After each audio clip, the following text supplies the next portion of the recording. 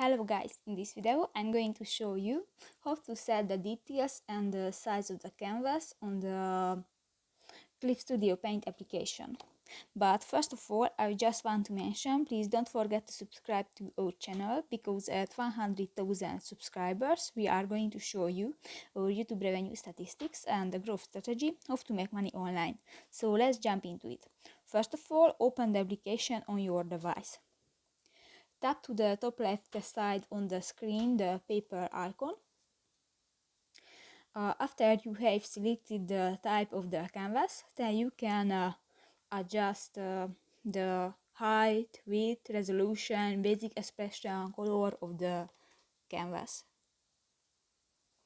So that's pretty much easy for this video, guys. See you in the next one. Bye bye.